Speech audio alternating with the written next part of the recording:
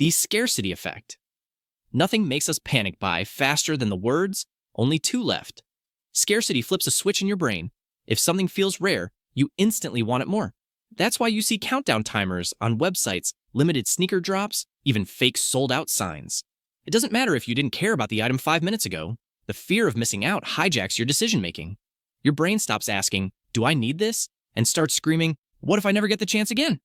And that's how you end up chasing things you didn't even want. The anchoring trick. Say you're shopping for a jacket and the first one you see is $400. The next one is $120, and suddenly it feels like a bargain. That's anchoring. The first number you hear sets the tone for every decision after. Negotiators and salespeople love this. Throw out a high price first, and anything lower feels like a win, even if it's still overpriced. Your brain isn't comparing the item to its real value. It's comparing it to the anchor that was planted in your head, the authority bias. Put a lab coat on someone, and suddenly their words carry more weight. That's authority bias. We're wired to trust people who look or sound like experts. It's why ads use doctors, why influencers flex luxury brands, and why scammers throw around fake titles. Even when the info makes no sense, your brain leans toward believing it because it feels official. The wild part, you're not agreeing with the person. You're agreeing with the uniform. The fear hook, nothing manipulates faster than fear. Politicians, marketers, even clickbait headlines use it nonstop.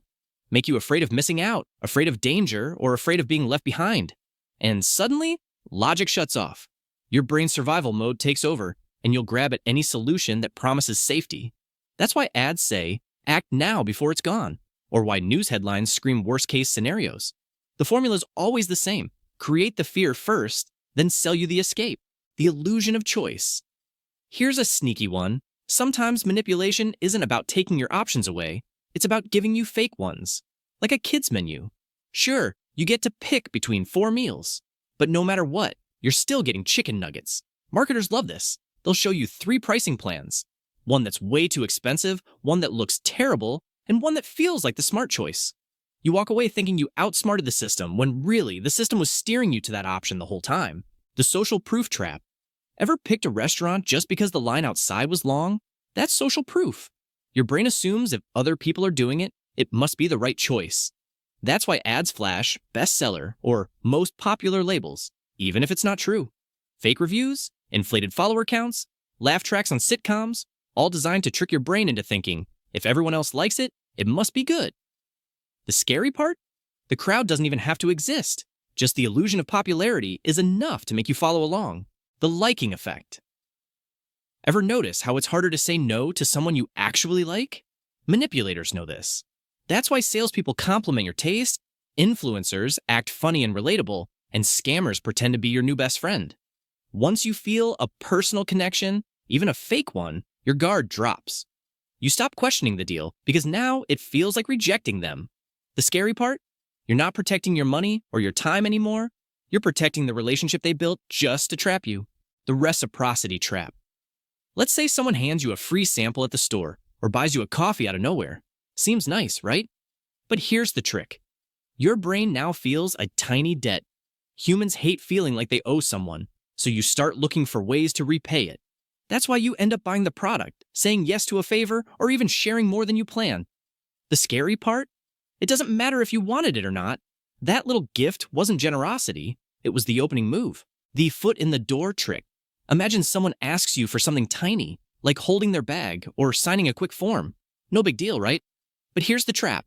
Once you say yes, your brain locks into helpful mode. You don't want to look inconsistent, so when the next request comes, lending money, sharing info, or giving up more of your time, you're way more likely to agree. It feels like you're making your own choice. But really, you're being walked step by step into a yes you never planned to give. The silence weapon. Someone asks you a question, and then they just stare. No reply, no follow-up, just dead silence. Suddenly, that quiet feels heavier than words. Your brain panics, so you start talking. You explain more than you need to, reveal things you didn't plan on, maybe even agree to stuff just to break the tension. That's not an accident. It's manipulation.